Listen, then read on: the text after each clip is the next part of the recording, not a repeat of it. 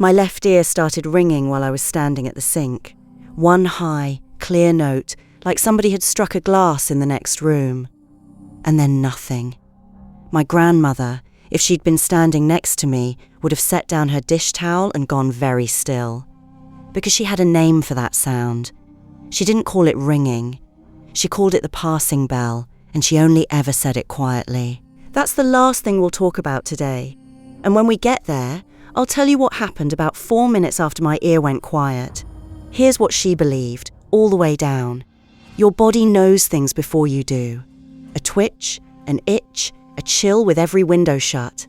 Those aren't nothing. Those are messages. Somebody's talking about you. Somebody's coming. Something's on its way up the road toward your house. So keep count as we go. Count how many of these your body still does when you're not paying attention.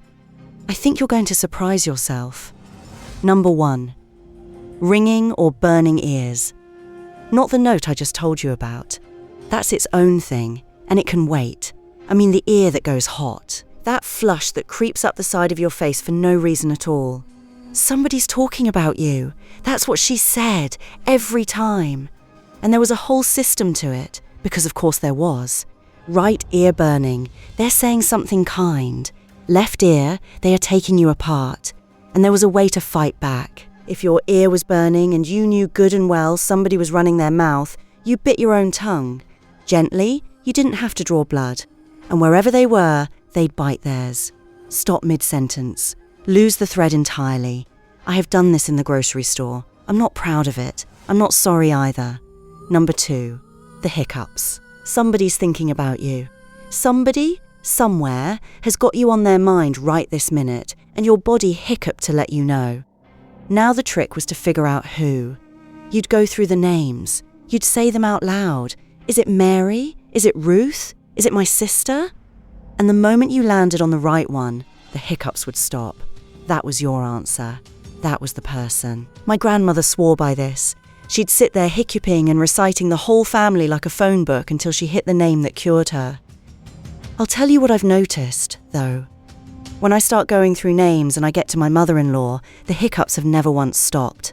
They get worse. Make of that what you will. Number 3, sneezing. We still do half of this one without thinking. Somebody sneezes, and a room full of strangers says, "Bless you." Ever wonder why? The old belief was that a sneeze was a dangerous little moment. Your soul got loosened, just for a second, knocked halfway loose, and something could slip in, or your soul could slip out. Bless, you was a shield. You threw it up fast, before anything could take advantage. And the number mattered. One sneeze was one thing. But they had a whole rhyme for the days. Sneeze on a Monday, sneeze for danger. Sneeze on a Tuesday, kiss a stranger. It ran all the way through the week, and by Sunday you'd sneezed your way into either a fortune or the devil himself, depending on who was reciting it. 3 sneezes in a row was the good one. 3 meant good luck coming. So if you ever let one go 3 times and felt a little better afterward, turns out that wasn't just your sinuses. Number 4, tingling lips.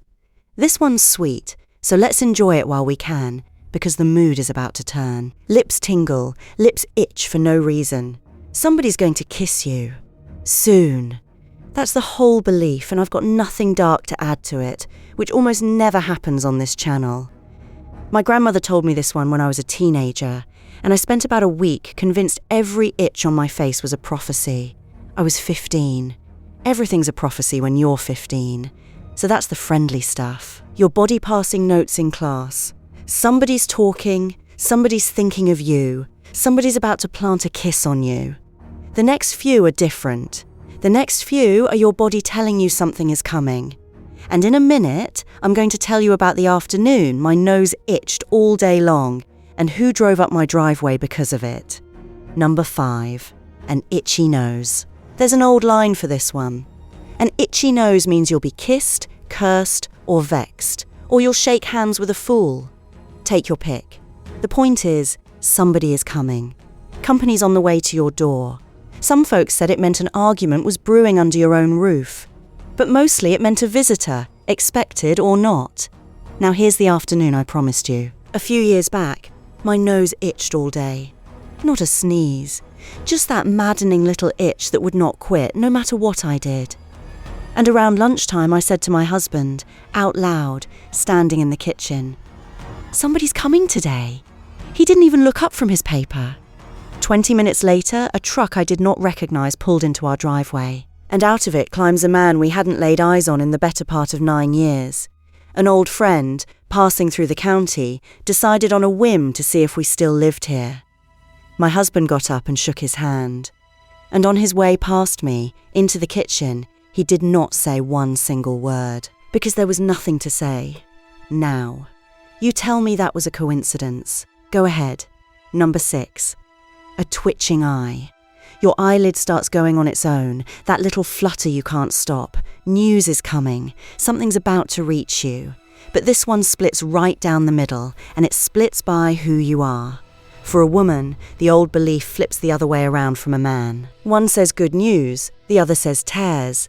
And which eye means which depends entirely on whether you're the husband or the wife. Same twitch, opposite message. Which tells you something about how the old folks saw the difference between men's luck and women's luck, and I'll let you sit with that one. The fix, if it was the bad eye, was simple enough. A little moisture on the lid, a pressed fingertip, and you'd calm the message before it could finish arriving. Number 7. An itchy palm. You know this one. Your palm starts to itch and there's money in your future. Right hand, money's coming in. Left hand, money's going out. So if your left palm is itching, sit on it, quick, before you spend something you don't have. I'm going to keep this one short, because money had a whole language of its own in that house. Palms, coins, the first dollar of the day, purses on the floor. Enough for its own afternoon entirely. And we'll have that afternoon soon. Number 8. An itchy foot. Your foot itches. The sole of it, right in the middle. And you're going to walk on strange ground. A journey's coming. Someplace you've never been. There was a wrinkle to it, too. Some said an itchy left foot meant you'd walk somewhere and be unwelcome when you got there. The right foot, you'd be greeted warm. So your own foot could tell you not just that a trip was coming, but roughly how it was going to go once you arrived. My grandmother had feet that itched right up until the day she died, and that woman went everywhere. I never could tell if the itch sent her, or if she just liked to travel and the itch was keeping up. All right, so far your body's been a friendly messenger. Good news, company, a little money, a trip. Pleasant enough. These last few are the ones that made her lower her voice. The ones she didn't explain, because I don't think she could. And the last one is the reason I started this whole conversation. Number 9. Goosebumps with no chill in the air. Your arms go to goose flesh and it isn't cold. No draft, no open window. Nothing to explain it. 2 things, she said. Either somebody just spoke a truth out loud, a real one, the kind that changes the temperature of a room, and your skin felt it land. Or somebody who's passed on just came close, just for a moment, just near enough for you to feel them. She used to say the truth gives you chills because your body recognizes it before your mind catches up. I've thought about that one for years. I still don't know if she's wrong. Number 10. The back of your neck prickling. That crawling feeling on the back of your neck, the one that makes you turn around in an empty room. Somebody's looking at you. That's what it always meant. And the old belief didn't promise you, it was somebody living. Your body, they said, can feel a pair of eyes on it, and it doesn't much care which side those eyes are looking from. You've felt it. Everyone's felt it. You're sitting alone and something makes you look up, and you can't say what. The old folks had already made their peace with what that was. Most of us would rather not. Number 11. A sudden shiver down your spine. Out of nowhere, a shiver runs the whole length of your back, and you actually shudder with it. Warm room, no reason, and your whole body just shook. You know what they said. Somebody just walked over your grave. The idea is that the spot of earth where you'll one day be laid to rest already exists, out there somewhere, waiting. And when a living person walks across it, that patch of ground with your name on it, years before your name is anywhere near it, you feel it. A cold foot on a grave that isn't a grave yet. Your body knows the place before you ever will. That's the one that gets people. Not because it's frightening, exactly. Because some quiet part of you hears it and thinks, well, that does explain the shiver. Which brings us back to where we started. Number 12. The single ring in one ear, the passing bell. Not the burning ear from the top of the show. This is different, and everybody who's had it knows the difference. One note.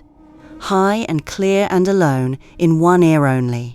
It rings and it stops, and it leaves the room feeling changed.